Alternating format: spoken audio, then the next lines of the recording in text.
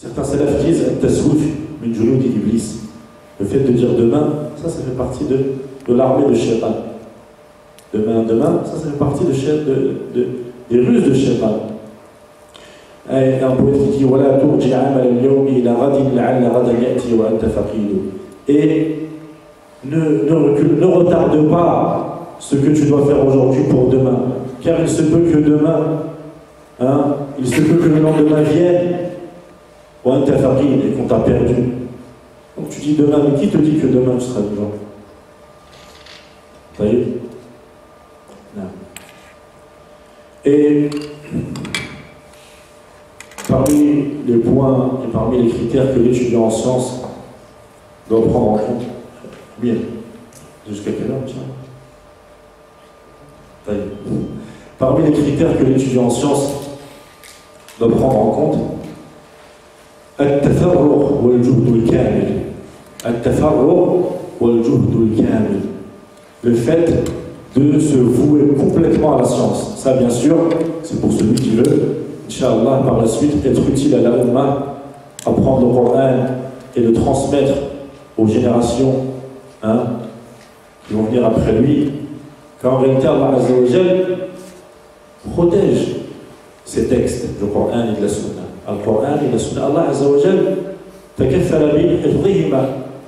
Allah Azza wa Jal préserve ces textes, préserve le Coran. Mais Allah Azza wa Jal a fait en sorte que cette protection allait par le biais des hommes. C'est eux qui ont appris le Coran par cœur et qui l'ont transmis aux générations, génération après génération. Donc que tu le veuilles ou pas, Allah Azza wa Jal, il a fait en sorte que ce Coran sera préservé. Que tu le veuilles ou pas, ce Coran, il sera préservé. Mais est-ce que tu feras partie de ces gens qui ont donné du temps et qui ont consacré du temps pour faire partie de ces gens qui ont écouté le Coran, appris le Coran de quelqu'un, d'un professeur d'un shir, et qui par la suite, Inch'Allah, va le propager et va l'enseigner aux générations qui vont venir après lui. Est-ce que tu en feras partie? Ça, c'est toi et tes objectifs et ta volonté. Taïb. Et l'imam Ibn Jawzi rahimahullah, qu'est-ce qu'il dit? Ibn Jawzi rahimahullah, il dit Ta'ammaltu ajaban. J'ai médité dans une chose vraiment étonnante. Ibn Jawzi, regarde, écoutez ces analyses des savants.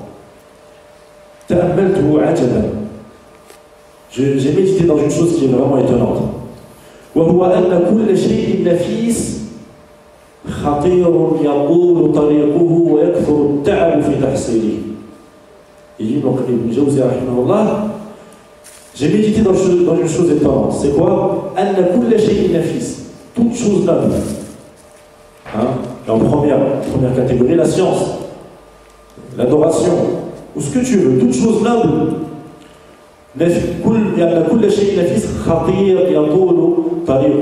réalité, c'est des choses qui sont longues et qui sont dangereuses.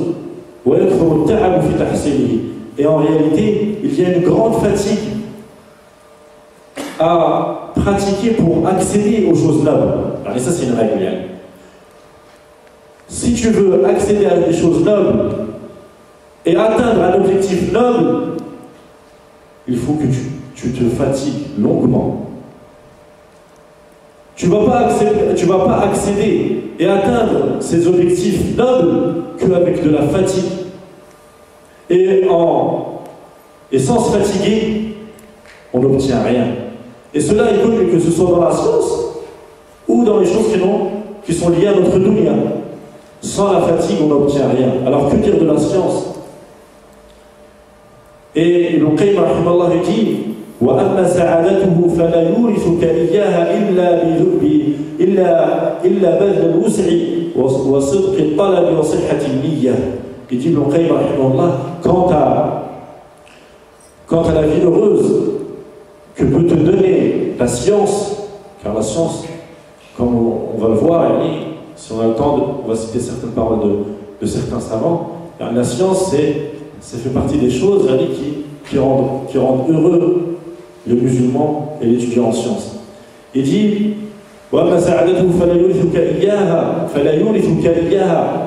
La science ne te donnera pas cette vie heureuse que lorsque tu donneras tous tes efforts. Et que tu seras sincère dans ta demande. Et la sincérité profonde. Et il y a un poète qui dit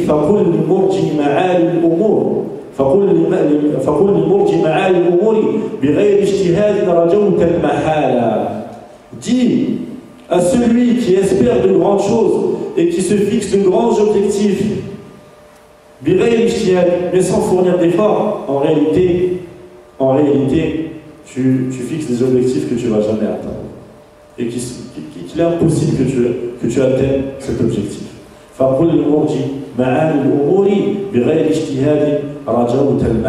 Tu espères une chose qu'en réalité jamais tu vas atteindre, sans effort. Donc, il faut fournir un minimum d'efforts. Et comme il disait Yahya ibn Abi Kathir, comme le rapport Muslim dans son Sahih, il dit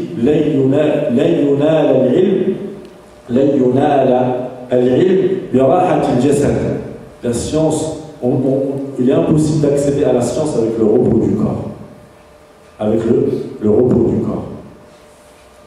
Juste moi, dans ma petite expérience dans l'étude de la science et du Coran,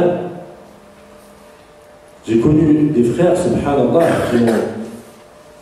qui sont vraiment des exemples dans la façon de fournir tous leurs efforts pour la science et pour le Coran. Je connais un frère, subhanallah, quand on apprenait le Coran, de 4 heures du matin jusqu'à 22 heures, si tu venais à le chercher ou tu voulais le trouver, tu le trouvais toujours sur sa chaise, sur son bureau, en face d'un mur. Pendant 2 ans. Pendant 2 ans, tous les jours, de 4 heures du matin jusqu'à 22 heures, si tu le trouvais toujours sur son bureau, sur sa chaise, en face du mur. À part, quand c'était l'heure de la salade, d'aller à la mosquée, c'était... Parce que bon, il apprenait le Coran, c'est pour ça que c'était le dernier arrivé, mais à l'heure toujours, et c'était le premier à partir. Le dernier arrivé, le premier à partir. Et quand c'était l'heure de manger, on avait un quart d'heure pour manger, on avait un quart d'heure pour venir chercher à manger.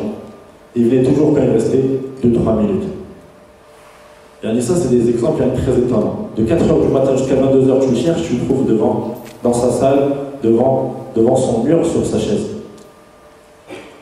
Et j'ai connu des frères aussi qui finissaient le Coran de mémoire tous les 3 jours. Et j'ai connu un frère qui, pendant une période, révisait le Coran entièrement de tête tous les 2 jours. Ça, je le connais, ces frères. C'est pas des histoires fantastiques. T'as vu? Mais bon, ces frères, pour faire ça, on les trouvait jamais, on les trouvait, comme je vous ai dit, toujours à leur endroit. T'as vu? Et qu'est-ce qu'il dit aussi? Certains ulama disent la science, si tu lui donnes une partie de toi, la science, si tu lui donnes, tu t'y consacres totalement, alors elle va te donner un peu de science. Elle va te donner, tu vas accéder à un peu de science. La condition, c'est de s'y consacrer totalement. Ensuite, ils disent et si tu lui consacres peu de temps, alors elle te donnera rien. Donc en réalité, celui qui veut atteindre un niveau dans la science, ce n'est qu'en s'y consacrant totalement et en faisant en sorte que toute sa vie tourne autour de talabul ilm. Ça, c'est quelqu'un qui va avancer dans sa vie. Il se marie, en même temps, il fait en sorte de trouver une femme qui lui permet d'avancer dans la science. Il travaille, il essaie de trouver un travail qui lui permet toujours d'avoir ce lien avec la science. Il voyage, il fait en sorte de voyager pour que ce voyage soit toujours en lien avec la science. Ça, c'est quelqu'un qui va être un talib ilm. Là, quelqu'un qui, une fois, il lit un livre, et une fois, il fait autre chose. Un jour, il passe la nuit à lire un livre, et le lendemain, il passe la nuit avec ses amis. Celui-là, il n'atteindra pas grand-chose. Parmi les choses aussi qui aident, et les critères importants, il y a deux, les invocations. Les invocations, qui sont une chose très importante, que ce soit pour la science ou pour tout ce que tu désires dans cette vie. Subhanallah, si un grand gouverneur venait te dire, demande-moi ce que tu veux, je te le donne. Demande-moi ce que tu veux, je te le donne. Tu serais parti toquer à sa porte, tous les jours. Et là, Allah tabaraka wa ta'ala dit, je suis proche de vous et je réponds à l'invocation de celui qui m'invoque.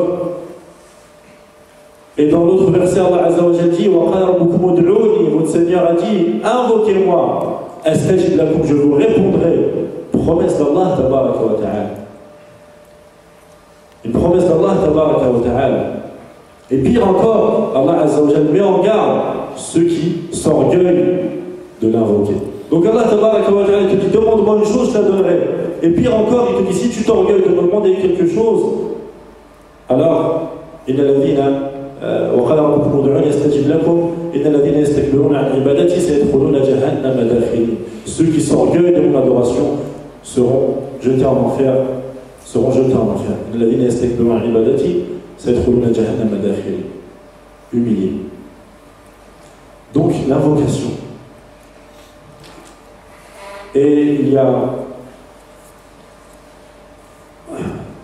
un vers de poésie qui est très intéressant, dans lequel le poète dit أتهزأ بالدعاء وتزدريه وما تدري بما صنع الدعاء سهام الليل لا تخطي ولكن لها أمد وللأمد انقضاء. Donc il dit أتهزأ, tu te moques de l'invocation et tu la méprises. وما تدري بما صنع الدعاء, mais en réalité tu ne sais toujours pas ce que peut faire الدعاء, l'invocation. Ce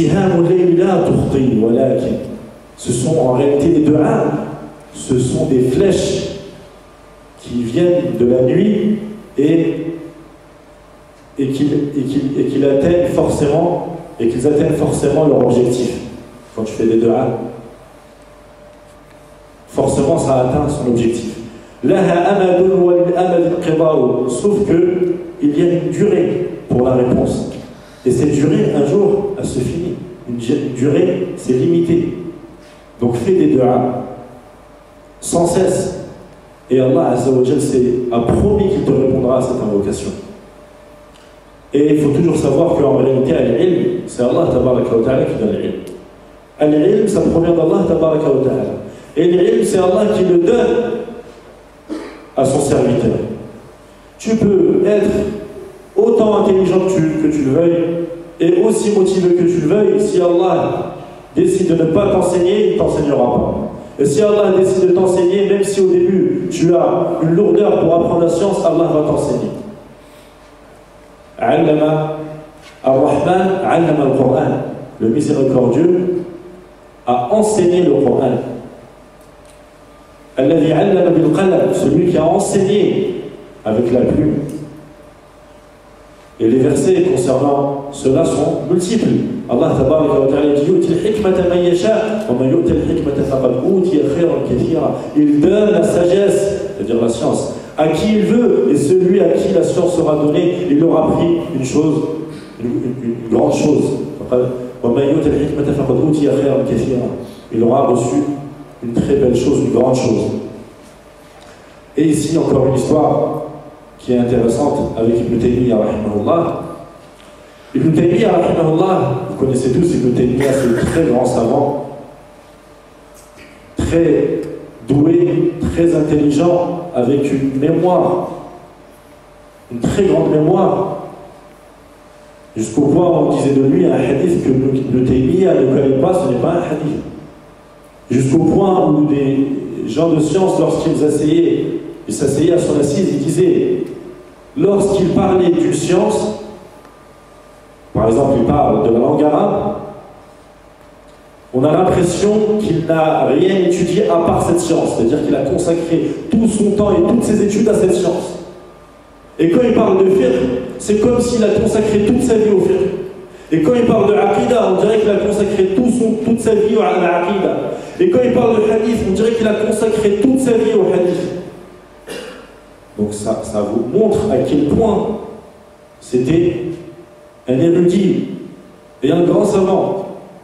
Qu'est-ce qu'il dit? Il dit, regardez ce qu'il dit, ça, par rapport au dua. Il dit,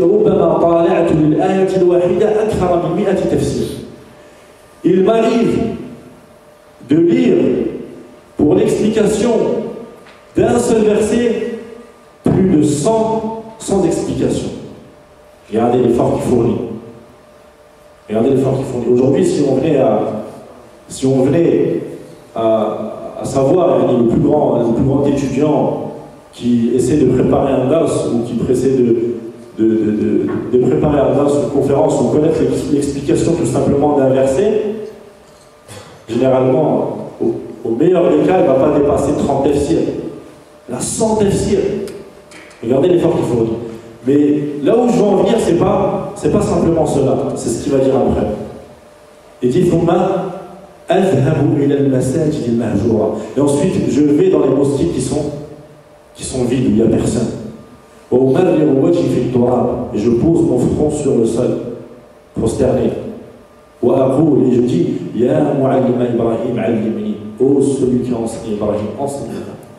Ya mufahhima Sulayman fahimni, ô celui qui a donné la compréhension à Sulayman, enseigne-moi, donne-moi la compréhension. Regardez, c'est pour ça qu'on vous dit Al-ilm, la science, avec la pratique. Al-ilm, avec la crainte d'Allah. Donc il rapporte que le Taymi, après le Fajr, il restait assis tout le temps à son endroit jusqu'au lever ou jusqu'au proche du zénith même. Et lorsqu'Ibn Qayyim lui disait pourquoi tu fais ça, il disait c'est mes provisions de la journée et sans cela je ne peux donner ce que je donne. Le Taymi a mort en prison pour les avis qu'il donnait et pour la vérité qu'il ne cessait de proclamer. Donc on voit la relation qu'il y a entre les efforts à fournir et l'invocation toujours. Ça va toujours ensemble.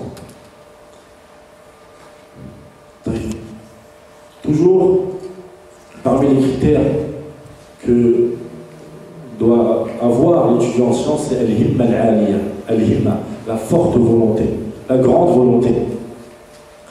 Et al-himma, c'est pris du mot al-ham. Al-ham qui veut dire le souci. C'est-à-dire que cette volonté, elle est tellement grande que ça devient pour la personne un souci. Et quand on dit un souci, ce n'est pas dans le mauvais sens. Un souci dans le sens où c'est la plus grande chose qui le préoccupe dans sa vie. C'est la plus grande chose qui le préoccupe dans sa vie. Donc c'est ça al-himma. Quand on dit le mot al-himma al-aliyya, c'est-à-dire que au point que l'étude de la science devienne un souci pour lui et qu'elle préoccupe toute sa vie. Si Talib al-ilm n'a pas ça, il ne sera pas un Talib al-ilm. Il ne sera pas un Talib al-ilm. Et al-himma, en réalité, c'est où elle se trouve cette volonté. Cette volonté, elle se trouve où? Elle se trouve dans le corps, dans le cœur. Elle se trouve dans le cœur. Et la force du croyant, elle se trouve où en réalité? Elle se trouve dans son cœur. Et celui qui a, la personne qui a du pouvoir sur son cœur, c'est qui? C'est la personne qui possède ce cœur, qui essaie de changer. Et certains savants ont dit le cœur est comparable aux ailes d'un oiseau. L'oiseau, grâce à ses ailes, il peut voler très haut. Il peut voler très haut. Et sans ses ailes, il ne peut pas voler. Ben, le musulman et l'étudiant en sciences, avec son cœur, c'est comparable à ses ailes. Il ne peut voler, le musulman ne peut voler très haut dans sa pratique et dans sa science que grâce à la force de son cœur. Et c'est pour ça que le cœur doit être travaillé, le cœur doit être purifié. Et on a besoin de discours sur ce sujet. Parce que parmi les objectifs du Coran, c'est la purification des cœurs. La purification,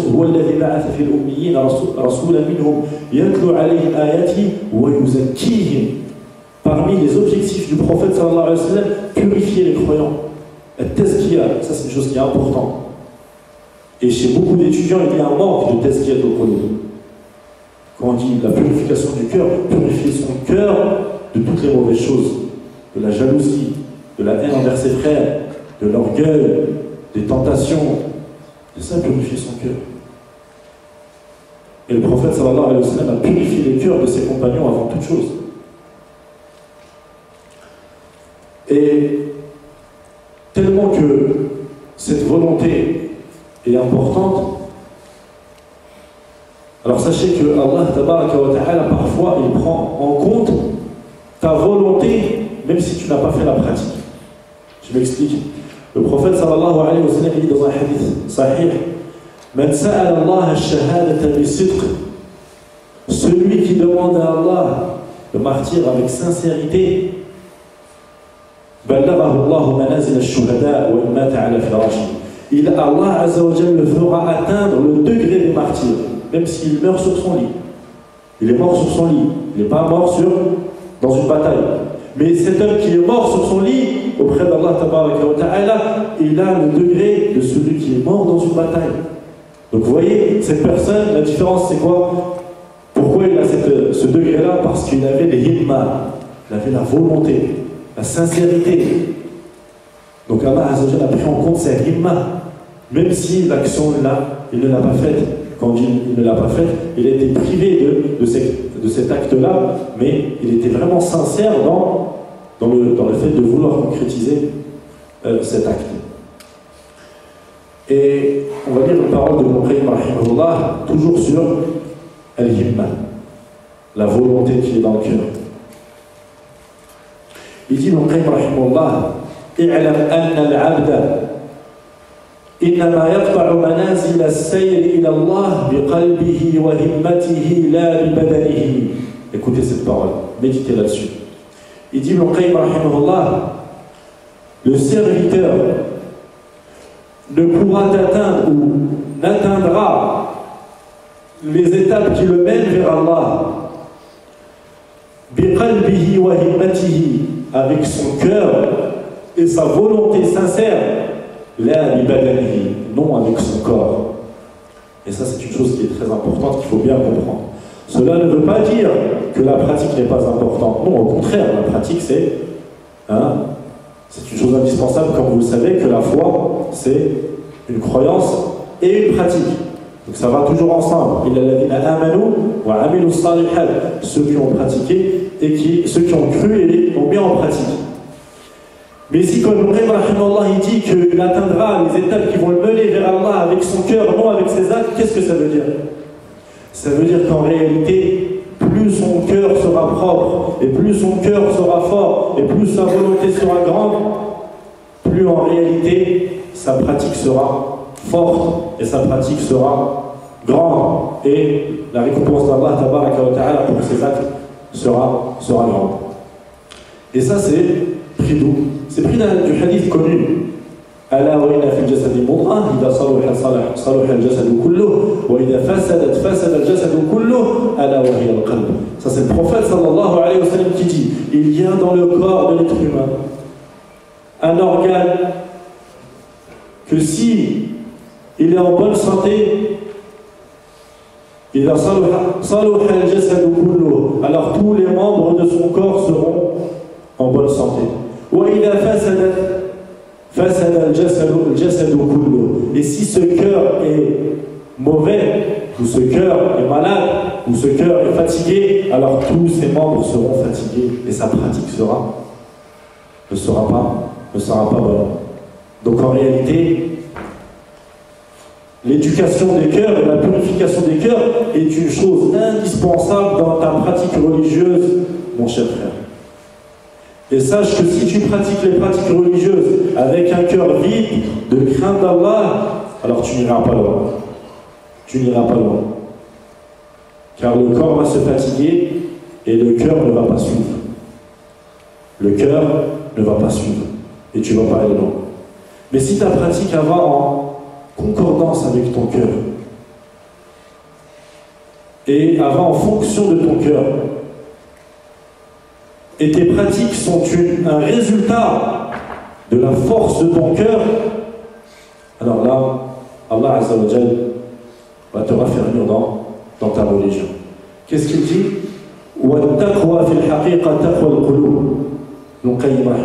Et la crainte en réalité c'est la crainte des cœurs. La véritable crainte, elle se trouve dans les cœurs. Et c'est pour cela qu'en réalité les compagnons ne sont arrivés à ce à quoi ils sont arrivés qu'avec la force de leur cœur. Jusqu'à que certains compagnons disent sur Abu Bakr radiyallahu anhu, il ne nous a pas dépassé grâce à spécialement un grand nombre d'actions, même si on sait qu'Abu Bakr radiyallahu anhu, ses actions étaient énormes. Mais ils disent, mais Abu Bakr radiyallahu anhu nous a dépassé avec quelque chose qu'il y avait dans son cœur. Avec quelque chose qu'il y avait dans son cœur. C'est pour ça que l'éducation des cœurs, c'est une chose qui est très importante. Donc Ibn Qayyim dit, la véritable crainte, c'est la crainte des cœurs, non la crainte des membres. Ensuite, il rapporte le verset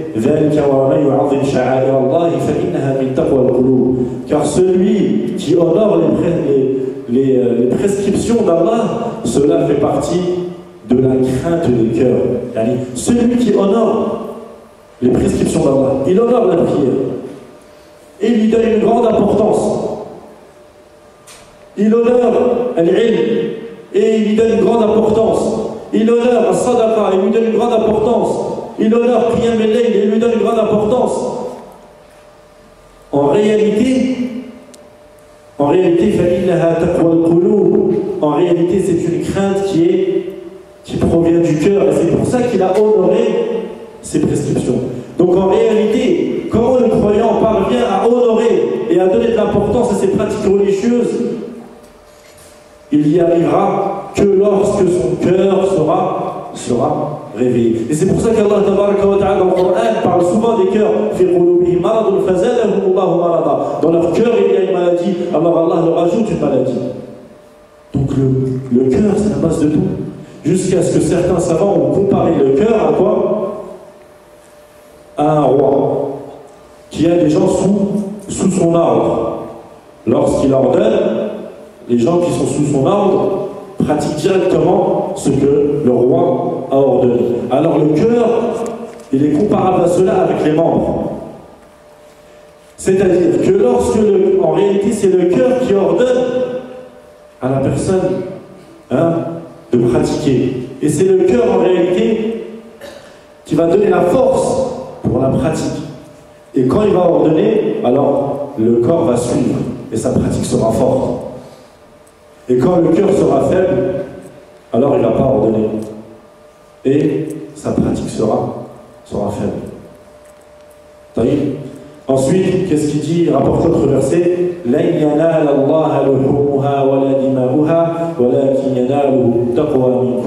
Allah Azza wa Jalla dit concernant lorsqu'on accomplit le pèlerinage et qu'on sacrifie les bêtes,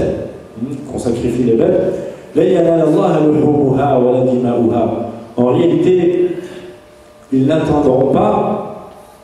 En réalité, les sangs de ces bêtes-là et les chairs de ces bêtes-là n'attendront pas Allah Tabaraka wa Ta'ala. Ensuite, le verset dit mais ce qui va atteindre Allah, c'est votre piété. Donc en réalité, quand vous sacrifiez ces bêtes pendant le Hajj, c'est pas en réalité ces bêtes mortes qui vont atteindre Allah, mais en réalité, c'est cette piété qui va atteindre Allah Tabaraka wa Ta'ala. Ensuite, Ibn Qayyim rahimahullah dit وقال النبي صلى الله عليه وسلم التقوى ها هنا وأشار إلى صدره. Le prophète sallallahu alayhi wa sallam a dit la crainte, elle est là. La crainte, elle est là. Ensuite, Ibn Qayyim rahimahullah dit فالكيس يقطع من المسافة بصحة العزيمة وعلو الهمة وتجريد القصد وصحة النية مع العمل القليل أضعاف ما يقطعه الفارغ بذلك مع التعب الكثير. Regardez ce qu'il dit. Il dit qu'en réalité, quelqu'un qui a une forte volonté et une sincérité profonde et un amour profond, il va dépasser de loin quelqu'un qui aura beaucoup de pratique avec le cœur vide. Agib. Il va dépasser en réalité auprès d'Allah celui qui a beaucoup de pratique mais que son cœur est mort. Pourquoi? Parce que celui qui fait beaucoup de pratique et que son cœur est mort, ces pratiques-là en réalité, peut-être qu'il va les faire avec paresse, peut-être qu'il va les faire avec fatigue, peut-être qu'il va les faire parce qu'il doit les faire. Mais quelqu'un qui a le cœur vivant, il se peut qu'il fait juste ses fara'id. Mais quand il fait ses fara'id, son cœur est présent, son cœur est vivant. Alors celui-là, en réalité, il aura dépassé celui qui aura commis beaucoup d'actes, mais avec paresse et fatigue. Vous voyez là que, en réalité, la véritable vie, c'est la vie des cœurs. Et aussi, une autre parole de Ibn Qayyim rahimallah, on ne va pas tarder, Inch'Allah. Amir, on continue. Une autre parole de Ibn Qayyim rahimallah, il dit Inna ضعف الإرادة والطلب من ضعف حياة القلب. Écoutez ce qu'il dit. Il dit la faiblesse et la faible volonté, en réalité, est due à la faiblesse de la vie que mène le cœur. Le cœur, il mène une vie. Le cœur, il mène une vie. Parfois, il est très fort. Parfois, il est faible. Parfois, il est malade. Et parfois, il est mort. Donc, Ibn Qayyim rahimahullah, il dit la faible volonté, en réalité, elle est due à la faible vie que mène le cœur.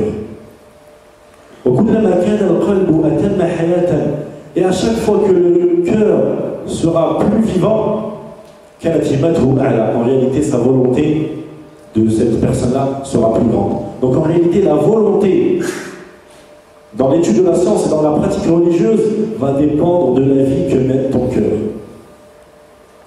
Et il dit فإن الإرادة والمحبة تتبع الشعور بالمراد المحبوب. Ça veut dire en réalité, car la volonté et l'amour pour accomplir un acte, en réalité cela suit toujours, il est toujours en concordance avec la chose aimée de la personne ou en réalité il est en concordance avec Allah tabaraka wa ta'ala, il est en concordance avec la chose aimée d'Allah tabaraka wa ta'ala. Donc ça c'est des paroles de Ibn Qayyim rahimahullah sur la grande volonté et la volonté sincère pour accéder à la science et pour emprunter le chemin de la science. Ensuite, j'ai préparé plusieurs histoires de salaf très intéressantes, mais il y en a beaucoup. Je vais en citer quelques-unes, Inch'Allah. Parmi ces histoires, une histoire qui m'a étonné. L'histoire qui m'a étonné, une histoire de l'imam Ahmad ibn Hanbal. Vous connaissez tous l'imam Ahmad ibn Hanbal, le grand hadith, le grand faqih, l'un des grands fuqaha que jusqu'aujourd'hui les musulmans suivent sa fatwa. Il dit قال صالح ibn l'imam Ahmad ibn Hanbal, écoutez bien cette histoire. Salih, le fils de l'imam Ahmad, il raconte, il dit عزم أبي على الخروج إلى مكة. Mon père a décidé de partir à Mecca pour accomplir le Hajj. ورافق يحيى بن معين. Et donc il est parti en compagnie de l'autre grand muhaddith Yahya ibn Ma'in. Ils sont partis ensemble. فقال أبي نحوج. l'imam Ahmad il a dit on va accomplir le Hajj. ونمضي إلى صنعاء إلى عبد الرزاق. Et quand on a accompli le Hajj, on finit notre chemin jusqu'au Yémen pour rencontrer l'imam Abd al-Razzaq ibn Hammam al-San'ani pour prendre de lui des hadiths du prophète sallallahu alayhi wa sallam. Donc ils ont décidé de faire cela, d'aller à Mecca, faire le Hajj, continuer leur voyage jusqu'au Yémen, rencontrer Abd al-Razzaq ibn Hammam al-San'ani et prendre de lui al-hadith. قال فمضينا حتى دخلنا مكة. On a voyagé jusqu'à arriver à Mecca. فإذا عبد الرزاق في الطواف. Ils viennent, ils font le Hajj, ils font tawaf, ils voient qui pendant qu'ils font tawaf? Abd al-Razzaq ibn Hammam al-San'ani. Abd al-Razzaq ibn Hammam al-San'ani, l'imam dont ils voulaient rencontrer au Yémen.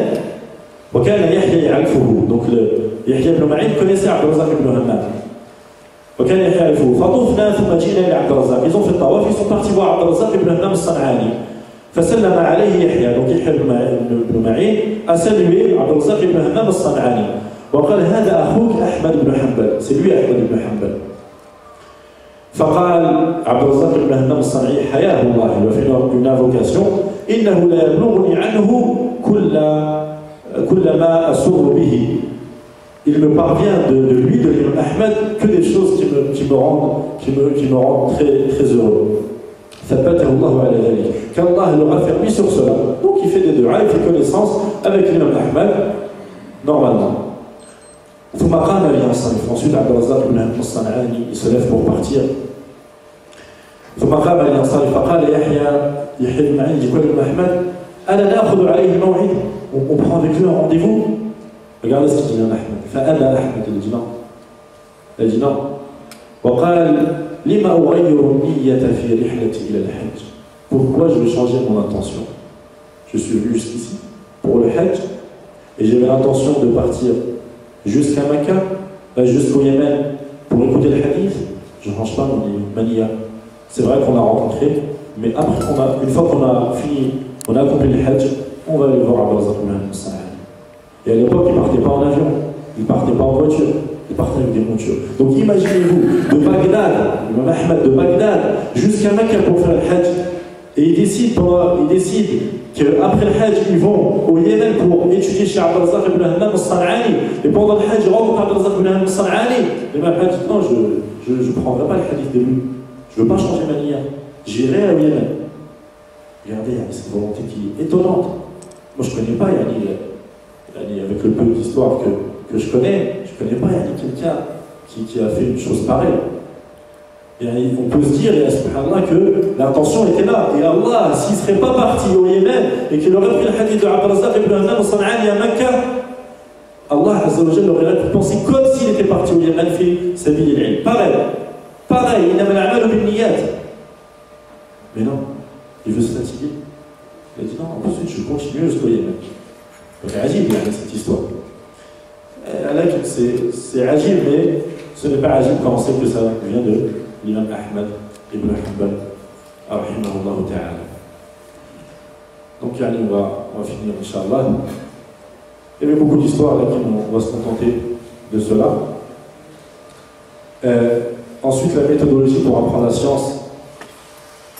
La méthodologie pour apprendre la science, aussi, c'est une chose qui est très importante. Parce qu'il y a des gens qui ont une volonté, qui ont une crainte, qui ont une sincérité, qui pratiquent la science, qui font des du'a, et qui pendant 10 ans, ils n'ont toujours pas appris grand-chose. Et ils étudient, ils étudient. Ça, c'est dû à quoi? C'est pour ça que je vous dis, allez, tout ça, c'est des critères qu'il faut toutes les mettre en pratique. À cause, c'est quoi? C'est la méthodologie dans l'étude de la science. Ça aussi, c'est important. Il faut savoir comment étudier. C'est pas juste tu te lances comme ça et t'étudies. Un médecin ne devient médecin que lorsqu'il franchit les étapes de celui qui veut devenir un médecin. Un ingénieur de même, ainsi de suite. Alors l'étudiant en sciences, pour devenir un étudiant en sciences, il doit suivre le chemin des étudiants en sciences. Mais s'il vient, il prend ce qu'il veut, il lit ce qu'il veut, un jour il prend tel livre, le lendemain il prend un autre, le troisième jour il apprend une poésie, le quatrième jour il va apprendre un peu de Coran, après il va apprendre de l'arabe. 10 ans plus tard, il n'a rien fait. Non. Il y a une méthodologie à suivre. Et cette méthodologie, il faut la demander à qui? Aux gens de science. Ceux qui nous ont précédés dans ce chemin. Dans les livres, donc il faut voir cela dans les livres, ou directement chez les savants, ou lorsqu'on étudie chez un shir, de lui demander la méthodologie. Moi, quand j'étais étudiant, et je le suis toujours, il y avait beaucoup d'étudiants qui s'asseyaient souvent chez le grand muhaddith de Médine, Cheikh Hassan Abbad. Moi, personnellement, je ne m'asseyais pas beaucoup chez le shir. Même si je l'ai lu en classe. Je ne m'asseyais pas beaucoup dans son assise de l'explication de ce Nabi Daoud au Masjid Nabawi. Pourtant, des gens me disaient, mais t'es à Médine, il y a Cheikh Hassan Abbad, c'est le grand hadith de Médine. Va, profite de lui. Et ceux qui disent ça n'ont pas compris en vrai. Parce que tu restes pendant 6 ans à étudier un niveau qui n'est pas le tien, ben pendant 6 ans, tu n'auras rien. Parce que tu n'as pas étudié la science par les portes dont il fallait, par le chemin dont il fallait prendre. Mais à la place, qu'est-ce qu'il fallait faire? Qu'est-ce qu'il fallait faire? Apprendre un livre de grammaire, apprendre un livre de usul fiqh, apprendre un petit recueil de hadith, apprendre une poésie dans le tajwid, apprendre une petite poésie dans mustalah al-hadith. Ça, c'est ce qu'on appelle le taqsil, se former. Et une fois qu'on est formé, on s'assoit aux grandes assises de sciences. Hein? Donc il y a une méthodologie à suivre. Et celui qui veut être un étudiant en sciences, comme j'ai dit tout à l'heure, premièrement, s'enrichir fortement dans la langue arabe. C'est indispensable. Et deuxièmement aussi, ça c'est une chose qui est importante, je finis avec ça, l'apprentissage du Coran. Et ça, je vise par cela quelqu'un qui veut être un véritable étudiant en sciences qui soit profitable à la Oumma. Apprendre le Coran. Ils sont où les hufad du Coran? C'est honteux, ils sont où ceux qui connaissent tout le Coran en France parmi les frères? Si on réunit tout le monde, tous les jeunes qui s'affilient à la Sunna, qui connaissent tout le Coran, combien on en aura dans toute la France? Wallah, on n'aura pas un grand nombre. Donc, il faut fournir ses efforts pour apprendre le Coran. Et si on veut être un véritable étudiant en sciences, c'est en apprenant le Coran en entier. Et quelqu'un qui étudie la science et qui veut vraiment plus tard être utile et qui ne commence pas par le Coran, en réalité, il n'a pas compris. Et les ulama, ils ont toujours dit qu'on commence par l'apprentissage du Coran. Et Ibn Abd al-Barr, dans son livre Al-Jami' Bayan al-Ilm wa Fadlih, quand il parle de la méthodologie pour apprendre la science, il commence direct. Il dit la première chose, apprendre le Coran. Direct. La première chose, apprendre le Coran. Et j'avais écrit quelques vers à ce sujet, dans lesquels je dis إذ أن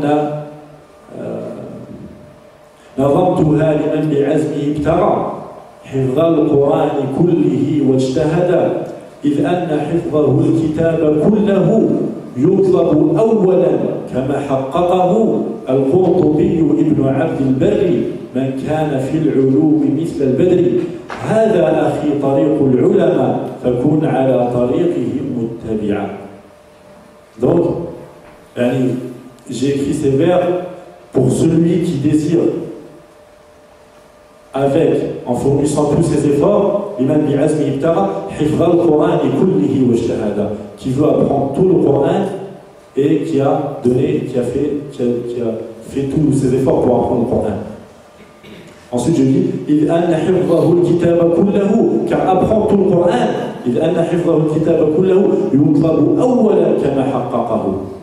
c'est la première chose qu'on doit étudier, comme l'a démontré. Comme l'a démontré qui? Al-Qurtubi ibn Abd al-Barr.